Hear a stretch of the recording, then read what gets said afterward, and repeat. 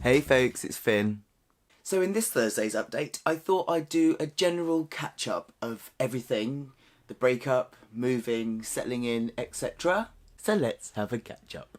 Life is good. It's now 6 months since my breakup. And actually, I'm doing alright. The retreat helped a lot because I was hanging on to a lot of anger and disappointment and hurt about the way the relationship ended, and that was getting in the way of me grieving for it.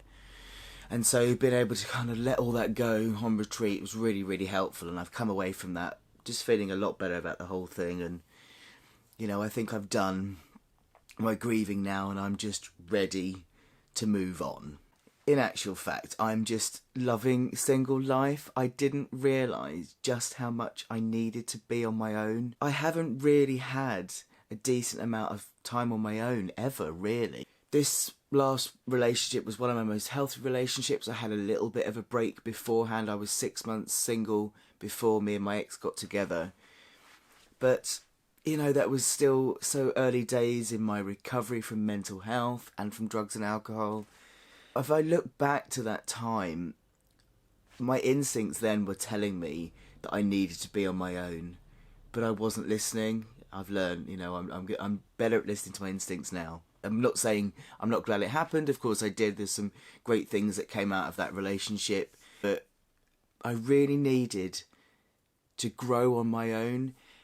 Being single, or I don't have to consider anyone else. I can just completely explore me.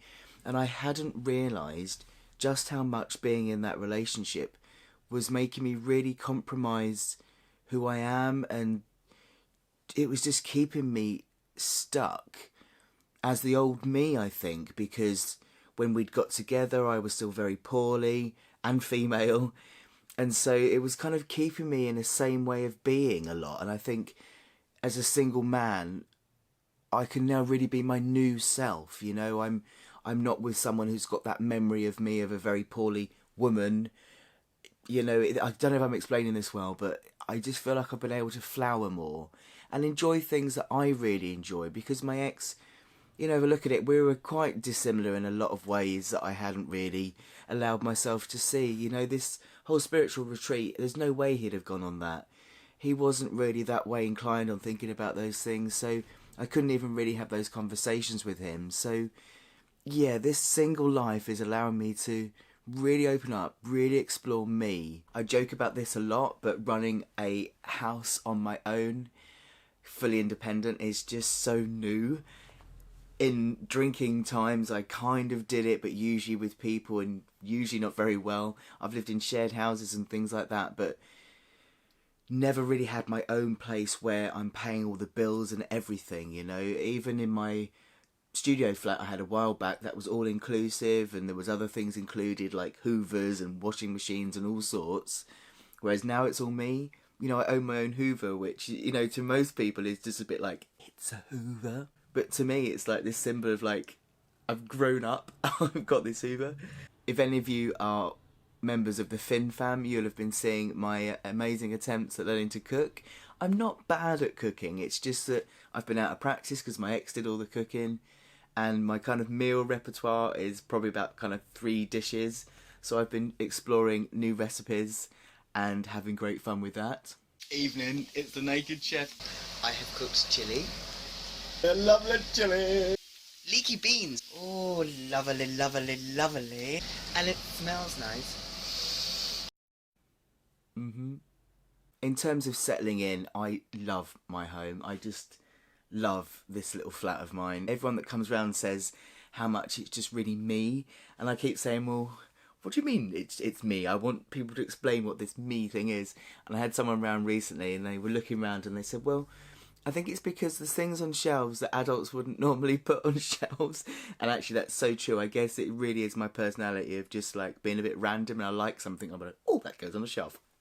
This little village is just so cute and old worldy and just wonderful. I love my little daily routine of kind of going to the grocery shop and getting my veg. Just wandering around, and people are starting to say hello to me on the street now, which is really nice. I joined the gym, and when I go to the gym it's hi Finley, which is crazy because everyone knows each other, and I love that kind of community living. I've always really liked it. I really loved kind of live-in work and hotel work because of that kind of being in a community feel.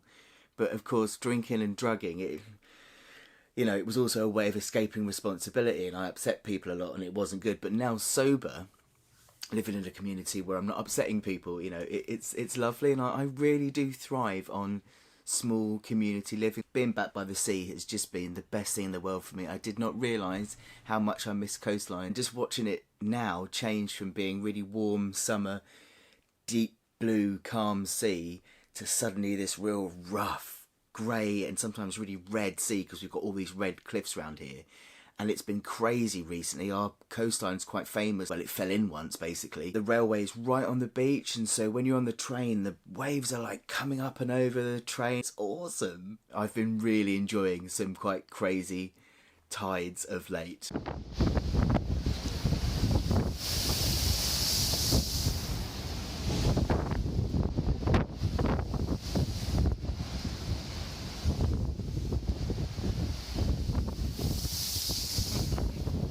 You see all this blowing? That is just the sea foam. Look at it all. Look at that. Look at that. Oh my god, that's mental. That is foam from the sea. One of the best things to happen recently, which I shared about, was about my coming out in AA. I'll put a link up to the vlog about that here, but I was just so icky about this whole stealth thing, non-disclosing. I didn't like it. It wasn't suiting me well. My recovery is hinged on honesty and not telling people the whole truth of me was just not right. And so coming out, it's been a complete non-event. People are just like, oh, okay. And I've learnt a valuable lesson in this, that actually people just see me now. Yes, I think it was different in my old AA, my old town, because people had a memory of who I was.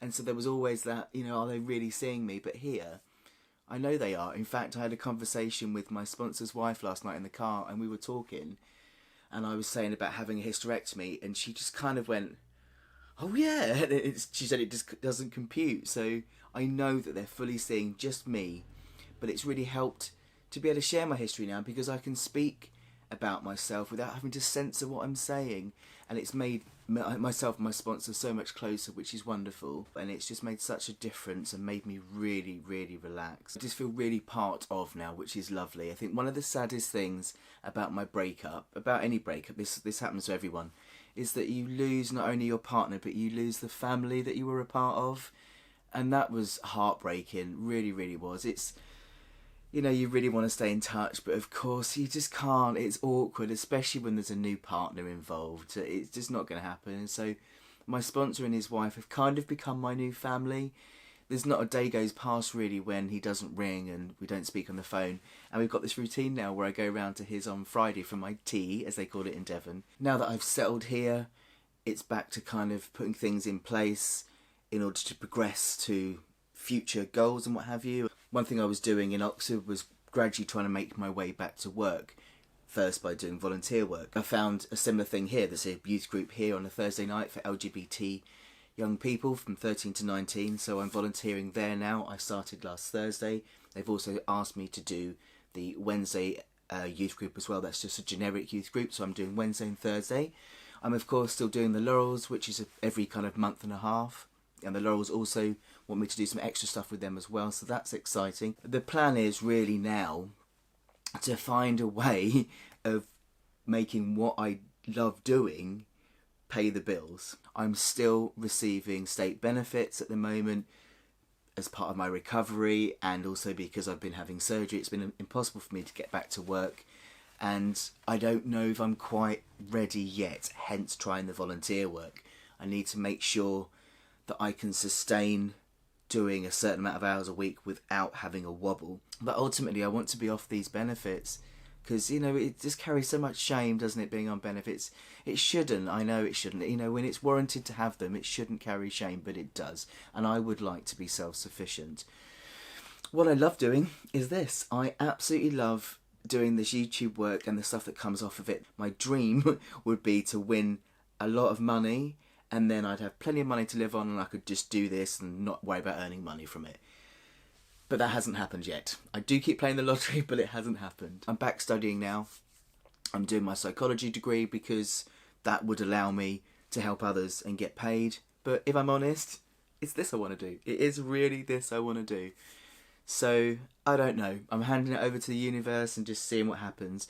One exciting thing that is in the pipeline now is I'm writing a book. I have been writing a book on and off for quite a while, but now I'm really kind of getting stuck into it.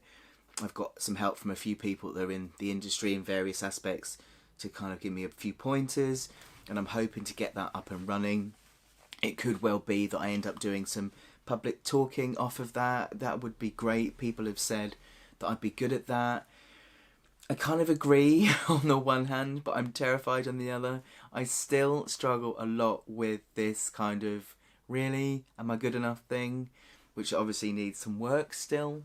It's all moving forward. It's progress. This is the thing. This is what it's all about. It's progress, not perfection.